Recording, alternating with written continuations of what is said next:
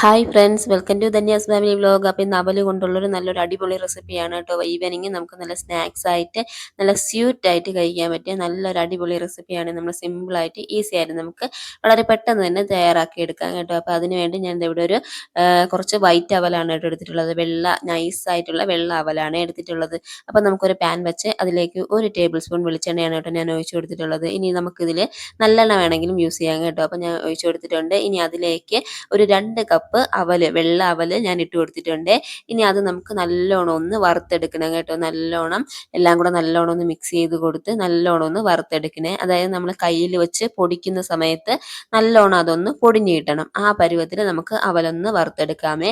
വളരെ ഈസി ആയിട്ട് ചെയ്യാൻ പറ്റിയ നല്ലൊരു സ്നാക്സ് റെസിപ്പിയാണ് കേട്ടോ. അപ്പോൾ ഇത് ഏകദേശമൊക്കെ നമ്മുടെ അവല് നല്ലോണം ഒന്ന് വറുത്ത് റെഡിയായി വന്നിട്ടുണ്ട് കേട്ടോ. ഇതേപോലെ നമ്മൾ എടുത്ത് കയ്യിൽ വെച്ച് പൊടിക്കുമ്പോഴത്തേക്കും ഇതേപോലെ നല്ലോണം ഒന്ന് പൊടിഞ്ഞു വരും കേട്ടോ. ഇതാണ് നമ്മുടെ അവലിൻ്റെ പരുവം എന്ന് പറയുന്നത്. അപ്പം അവൽ ഇവിടെ റെഡി ആയിട്ടുണ്ട് കേട്ടോ. ഇനി നമുക്കതൊരു പാത്രത്തിലോട്ട് മാറ്റി വെക്കാമേ.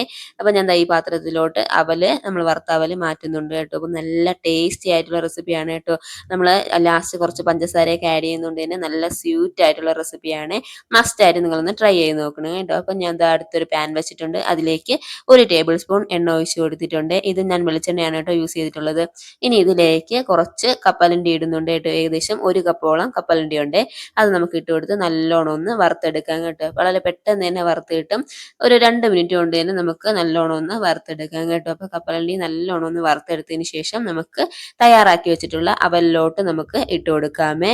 കുറച്ച് സാധനങ്ങൾ നമ്മൾ ഇതിലോട്ട് വറുത്തെടുത്ത് ഇട്ട് കൊടുക്കുമ്പോഴത്തേക്കും നല്ല ടേസ്റ്റി ആയിട്ടുള്ള അവർ മിച്ചർ ഇവിടെ നമുക്ക് റെഡി ആയി കിട്ടും കേട്ടോ. വൈകുന്നേരമൊക്കെ നമുക്ക് ചായയുടെ ഒപ്പമൊക്കെ കഴിക്കാൻ പറ്റിയ നല്ല റെസിപ്പിയാണ് കേട്ടോ. കുട്ടികൾക്കും ഇഷ്ടപ്പെടുക. അവൽ തന്നെ നല്ല ഹെൽത്തി ആയതുകൊണ്ട് നല്ലൊരു ഹെൽത്തി ആയിട്ടുള്ള റെസിപ്പിയാണെന്ന് നമുക്ക് പറയാം കേട്ടോ.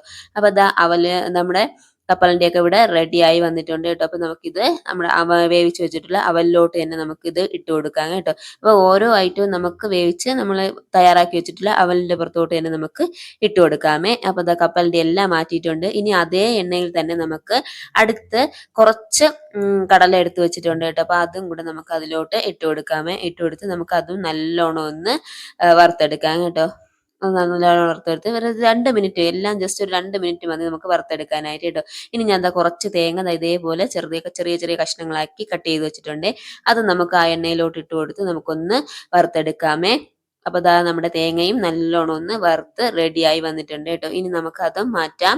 ഇനി അതിനുശേഷം നമുക്ക് ഇതിലേക്ക് അടുത്ത് കുറച്ച് കിസ്മിസും കാഷ്യൂ നട്ടും ഒക്കെ നമുക്ക് വറുത്തെടുക്കേണ്ട ആവശ്യമുണ്ട് കേട്ടോ. ഇനി ഇതിലേതെങ്കിലും ഒരു ഐറ്റം നിങ്ങളുടെ കയ്യിൽ ഇല്ലെന്നുണ്ടെങ്കിലും വിഷമിക്കേണ്ട ആവശ്യമില്ല. ഉള്ള ഐറ്റം വെച്ച് നമുക്ക് ഈസി ആയിട്ട് തന്നെ ഈ റെസിപ്പി ചെയ്യാം കേട്ടോ. അപ്പോൾ നിങ്ങൾ മസ്റ്റ് ആയിട്ട് ഒന്ന് ട്രൈ ചെയ്ത് നോക്കണേ. അപ്പോൾ ഞാൻ ഇവിടെ കുറച്ച് കാഷ്യൂ നട്ട് ആഡ് ചെയ്യുന്നുണ്ട് കേട്ടോ. അപ്പോൾ അതും നമുക്ക് എണ്ണയിലിട്ട് നല്ലോണം ഒന്ന് വറുത്തെടുക്കാമേ.